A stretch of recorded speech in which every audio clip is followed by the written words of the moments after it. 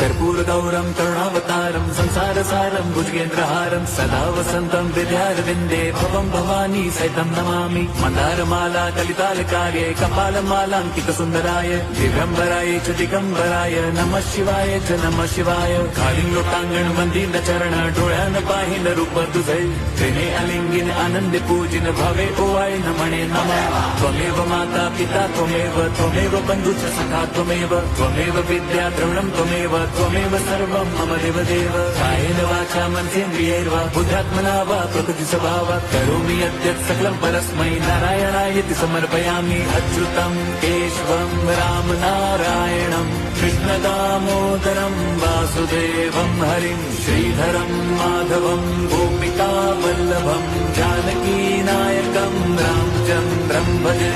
Hare Ram Ram Ram Hare Hare Hare Krishna Hare